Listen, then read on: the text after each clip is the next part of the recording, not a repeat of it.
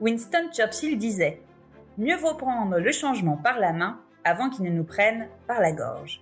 Et oui, se transformer constamment, c'est, et encore plus aujourd'hui, absolument stratégique. Mais alors, où se joue le changement dans l'entreprise? Quelles sont les clés du succès? Et si l'on écoutait ceux qui mènent sur le terrain des missions de transition, de transformation, et qui ont résolu des problématiques complexes, multidimensionnelles, qui sans doute ne vous seront pas étrangères? Allez, tentons d'approcher ensemble d'un peu plus près notre Saint Graal, le fameux point de bascule d'une transformation réussie. Bonne écoute! Bonjour à tous et ravi de vous retrouver pour ce nouvel épisode de votre podcast imaginé par XPM, Point de bascule. Aujourd'hui, on a le grand plaisir d'accueillir Philippe Capacès, il est manager de transition. Bonjour Philippe. Bonjour Florence. Alors, on va évoquer ensemble 3 situations que tu as déjà vécues, toi, lors de missions et que tu as pu identifier comme étant particulièrement périlleuses pour la performance et le succès des missions de management de transition. On va profiter de ton expérience pour essayer un petit peu de mieux comprendre ces situations et puis peut-être, on l'espère, d'identifier quelques clés pour les solutionner et puis surtout pour permettre à tous de profiter au maximum de l'impact d'une mission de management de transition. Alors, pour commencer, lorsqu'on voit une mission avec un manager de transition et qu'il est là, qu'il est en place, c'est qu'il y a eu quelque part une prise de conscience du besoin d'une ressource externe, non ? Oui, effectivement, le recours à une aide externe, c'est à la fois la prise de conscience, parfois d'un inconfort ou d'une situation à risque pour le donneur d'ordre. Donc à partir de cette sensation-là, c'est aussi le constat que l'organisation actuelle du client n'a pas dans sa substance, dans ses ressources, la personne capable d'y remédier. C'est vrai, c'est vrai. Alors, je te propose donc qu'on évoque 3 situations sous tension, mais peut-être juste faire un petit clin d'œil à ton parcours et à qui tu es, puisque tu as quand même fait de belles expériences sur ces missions de management de transition. Tu fais ça depuis quand? Tu es intervenu un petit peu sur quel type de sujet? C'est quoi tes domaines d'expertise favoris? Eh bien, je suis manager de transition depuis une petite dizaine d'années. Donc, j'ai à mon actif une douzaine de missions. Mes secteurs d'intervention, c'est en règle générale la conduite de transformation, de mutation dans un environnement industriel au sens large, beaucoup en agroalimentaire, agro-industrie, et sur des fonctions qui sont soit très opérationnelles avec des directions industrielles multisites, voire des directions de sites en difficulté, en détresse, ou alors des directions générales avec un volet business aussi qui est très connecté à la partie industrielle. Très bien. Et alors, ces 3 situations sous tension qui peuvent mettre un petit peu à mal l'efficacité d'une mission de management de transition. La première, ça serait celle que le donneur d'ordre est 100% convaincu par son propre diagnostic. A priori, on pourrait se dire que c'est une bonne chose, qu'il pense connaître les solutions à mettre en place. C'est quoi finalement cette situation? Tu peux nous en dire un petit peu plus? Alors, en fait, c'est une situation qui, de prime abord, paraît très rassurante. Ben oui, On a affaire, c'est pas le cas? on a affaire à un client qui est un professionnel reconnu, souvent dans des groupes importants avec des business units, et on a pour X raisons, une situation d'inconfort, et le client est capable de donner un chemin et même des détails d'exécution très précis en début de mission. Alors ça, on le voit assez souvent dès le brief client que le cabinet de management de transition peut me transmettre, a pu synthétiser. Donc on a un donneur d'ordre qui pose un diagnostic précis, qui met en avant des idées très claires de ce qui doit être fait. On le voit également dans des détails d'exécution, et on a en fait une conviction, le client a une conviction qui s'impose à lui comme une évidence, et il entend très fermement mener cette transformation dans les détails qu'il a définis, parce qu'il y croit et parce que pour lui, c'est le seul chemin. Voilà. Alors, Donc, comme tu disais, c'est très fermement, peut-être trop fermement, c'est ça le risque? voilà, alors parfois il faut un petit peu tempérer la situation, parce que en fait c'est parfois une attitude qu'a le client et qui est le fruit d'un précédent échec ou d'un traumatisme qu'il a eu soit par le passé avec des transformations similaires, et il en a tiré des enseignements Et dans son esprit, il y a un certain nombre de règles ou de situations qu'il ne veut pas reproduire parce qu'elles les ont conduits à l'échec. Et cette expérience, en fait, lui a forgé une certitude sur ce qu'il faut faire dans ce type de situation. Ce qu'on peut comprendre d'ailleurs. Et puis j'imagine qu'en plus, c'est une expérience qui, pour toi en tant que manager de transition, va pouvoir aussi t'être utile. Absolument, absolument. Tout est utile et les desiderata et les réflexions du client sont les premiers inputs sur une mission. Ouais, Mais dans ce cas de figure-là, puisque là on parle notre sujet c'est d'évoquer les difficultés qu'on peut reconnaître et de bien sûr. serrer une typologie. Dans ce cas-là, on a un écueil qui arrive parfois, c'est que la solution, fortement pressentie et j'ai envie de dire imposée, n'est pas la bonne.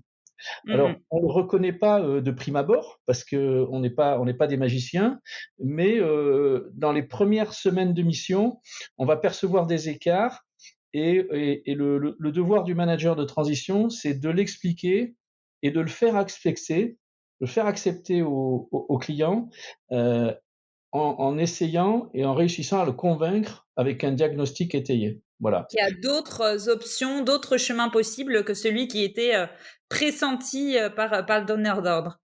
absolument, Et absolument. est-ce qu'il y a un cas de figure où ça arrive le plus souvent? Je ne sais pas, est-ce que peut-être un type d'organisation, un type d'entreprise, un type de secteur dans lequel tu as pu retrouver ou finalement pas de typologie d'entreprise, spécifique? Bah, mon expérience ne m'a pas permis de cerner une typologie d'entreprise, plus particulièrement marquée. Je pense que c'est relatif à l'histoire de l'entreprise, au vécu de chacun des donneurs d'ordre. Une chose est certaine par contre, il y a des indices, dans le brief mission qui sont, parfois très, très révélateurs de cette conviction très forte. C'est classiquement le fait que le donneur d'ordre va justifier l'appel au manager en se focalisant essentiellement sur le fait qu'il n'a pas la ressource interne ou qu'il a un manque de temps. Autrement dit, il sait ce qu'il faut Ah, faire, il n'y a aucun problème, il n'y a pas de difficulté, mais il lui manque simplement le temps. Et ça, j'aurais pu le faire, mais voilà, j'ai pas les ressources en interne. voilà, c'est un petit peu ça. D'accord, très bien. Hyper intéressant. Ça, c'est un indicateur, à avoir en tête qui est hyper intéressant. Est-ce que tu as des pistes de solutions, ou en tout cas de manière d'appréhender le sujet qui pourraient aider à la fois notre donneur d'ordre et notre manager de transition qui arrive dans ce type de situation? Alors, le point numéro un, c'est que le manager de transition qui démarre une mission, il doit faire preuve d'humilité. Il doit être à l'écoute, et toutes les informations qu'il va recueillir, sont des choses qui sont, C'est bon à prendre. fondamentales. Voilà. Mmh mh. Donc parmi ces informations, il y a bien entendu, l'opinion qu'a le client sur la situation. Il serait complètement incongru de balayer, les informations du client parce que c'est des informations bien entendu essentielles et il faut quand même le dire assez souvent, le diagnostic du client est bien souvent le bon. Mmh Il mh. peut y avoir des écarts, en particulier sur la manière d'exécuter, mais le diagnostic général est le bon. Donc en fait, la solution, c'est d'abord d'écouter, d'accepter les édits du client, comme autant de pistes à analyser, à intégrer dans le diagnostic pour le manager de transition. Donc, classiquement, ça va impliquer, lorsque des écarts, vont apparaître, une capacité de pédagogie et de communication du manager, qui doit rester en contact avec son donneur d'ordre. Ouais. Ça peut être un complément, à apporter par rapport à un diagnostic, un chemin différent ou une orientation, différente, plus ou moins différente. Voilà. Donc en fait, en fonction de la nature et de la portée de ces écarts, on va avoir une discussion, qui va être plus ou moins complexe. Mais J'imagine. mais Mais excuse-moi, essentiel pour la suite. oui, oui, dans tous les cas, on va avoir on fera pas l'économie d'un dialogue approfondi, un dialogue de vérité. Mmh mh. Et côté donneur d'ordre, alors il Alors, le faut donneur d'ordre, déjà, c'est difficile pour lui lorsqu'il y a un écart. On part de l'hypothèse où il y a un écart, bien sûr. bah, le donneur d'ordre, en général, il a investi dans une mission de management de transition et son intérêt, c'est quand même d'être à l'écoute et de challenger le manager de transition. Donc il doit être en capacité d'écouter et il doit, manifester une vraie lucidité et une capacité à se remettre en question. Je pense que c'est ce dialogue, fructueux qui va permettre de trouver la solution qui sera du cousu main, en fait. Et qui pour l'entreprise sera la plus optimale, hein, si l'objectif c'est vraiment ça. Mmh. Oui. À ce sujet-là, une chose importante aussi, c'est de signaler qu'un manager de transition a une certaine latitude, une certaine autonomie et il peut se permettre de dire des choses aux donneurs d'ordre et je dirais même qu'il doit se permettre de les dire parce qu'il n'est pas en position de subordination et de salarié. C'est quelqu'un qui est Mmh. au service de la performance et le langage de vérité, je pense que beaucoup de gens sont capables de l'entendre dès l'instant qu'il est étayé, parce que c'est le langage et c'est le chemin de progrès qui va conduire à la réussite de la mission. Et amener avec empathie et pédagogie comme tu le disais, tout à l'heure. Oui. Donc ça, c'est notre première situation un petit peu périlleuse. La deuxième que tu avais pu identifier, c'était le fait que le donneur d'ordre a des exigences supérieures à la réalité du terrain. Est-ce que tu peux nous expliquer la situation en quelques phrases? Alors là, dans ce cas de figure, heu, je dirais que le donneur d'ordre n'a pas forcément un diagnostic de la situation, mais il est focalisé sur le résultat et à la limite, c'est un petit peu normal. Il est demandeur, il est payeur, il a une situation de difficulté et lui, ce qu'il souhaite, c'est un résultat de transformation qu'il a chiffré. Il l'a chiffré, il est ambitieux, on ne peut pas lui reprocher. Bien Par sûr. contre par contre, son objectif est totalement démesuré. C'est le cas de figure qu'on étudie là et en fait, il est décorrélé des valeurs usuelles de progression qu'on peut attendre. C'est-à-dire qu'il attend un magicien qui va révolutionner en quelques mois, en quelques semaines, ce qui n'a pas été fait pendant des années. Voilà. Et ça, c'est pas simple à identifier tout de suite, j'imagine? Parce qu'au départ, on doit avoir tendance à imaginer que cet objectif est atteignable, non? Absolument, parce que le client a un certain enthousiasme, le manager de transition également, parce que quand on démarre une mission, la moindre des choses, c'est d'être optimiste, Bien lucide et sûr. optimiste. Donc, tous les ingrédients sont là pour atteindre les sommets. Sauf que le manager de transition a une période clé en début de mission, c'est celle de prendre ses repères et de poser un diagnostic qu'il va le devoir partager avec son client. Mmh mh. Et à ce stade-là, lorsqu'il y a un écart qui est vraiment préjudiciable entre les ambitions, la cible du donneur d'ordre et ce qui est raisonnablement possible d'atteindre, il faut le dire. Il faut le dire pourquoi? Parce que l'objectif, c'est un objectif qui est partagé dans l'entreprise. C'est pas un objectif pour le manager de transition, c'est un objectif de réussite de l'entreprise. Et qui dit entreprise dit les équipes de l'entreprise. Donc le manager de transition, s'il endosse un objectif déraisonnable, il va communiquer des objectifs déraisonnables aux équipes qui vont le Bien sûr. percevoir parce que eux, ils le voient au quotidien, le travail. Donc en fait, c'est un point essentiel dans la communication auprès des équipes. Et si on les décourage par des cibles qui sont hors sol, on va droit à l'échec. Mmh, mmh mh. Tu as d'autres pistes comme ça de manière d'appréhender, la situation qui pourrait servir notre donneur d'ordre comme notre manager de transition? Bah, dans tous les cas, je pense que ce qu'il faut, c'est démontrer une autorité de compétence, démontrer qu'on a posé un diagnostic fiable, structuré, et puis faire œuvre de pédagogie. La solution est parfois un réaménagement en termes de délai, Mmh simplement. mh. On peut garder la cible finale, mais un chemin plus tortueux, peut-être plus long, mais qui sera euh, avec un effort plus pérenne et avec un résultat qui sera plus constant. On a aussi une discussion, on peut avoir une discussion sur le niveau de performance à atteindre. Dans tous les cas, il faut expliquer, il faut faire un travail de transparence et de challenge, c'est-à-dire que le manager de transition est challengé par son donneur d'ordre, mais Mmh le mh. donneur d'ordre, et ça je reviens sur ce que je disais précédemment, doit aussi accepter d'être challengé par le manager de transition. La transformation, quand on embauche un manager de transition, c'est transformer la structure, mais accepter d'être se transformer soi-même. Et ça, je pense que c'est un travail important que tous les donneurs d'ordre doivent faire. Et la plupart le font d'ailleurs. La plupart le font. Il faut le signaler. Donc en fait, on doit basculer ensemble du côté d'un côté de mission avec des objectifs partagés. Alors, il y a aussi un élément qui peut intervenir dans l'attitude du donneur d'ordre, c'est que dans des structures très importantes, il peut y avoir une hiérarchie groupe, par exemple, qui est à distance, qui impose des cibles très Hors sol. élevées. Voilà. Donc en fait, on est sur un mécanisme de cascade et à ce moment-là, eh ben, le donneur d'ordre devient un allié du manager de transition parce qu'ensemble, ils ont posé le diagnostic et on remonte d'un niveau pour défendre ensemble le fait que l'objectif ou le chemin à atteindre doit être différent de ce qui avait été imaginé. Mais tout ça dans le but de réussir la mission. Parce que échouer sur une cible déraisonnable, c'est le pire des constats d'échec en fait. Bien sûr. Et est-ce que le cabinet de management de transition peut justement avoir parfois un appui, être un appui aussi dans ce genre de situation? Oui, absolument. Dans la mesure où le cabinet n'est pas au quotidien dans la mission, il a un avis d'expert parce qu'il a une connaissance approfondie de la typologie des missions et il suit à distance le manager. Et là aussi, le rôle du manager de transition, c'est de savoir solliciter son cabinet pour l'associer à des moments clés du projet.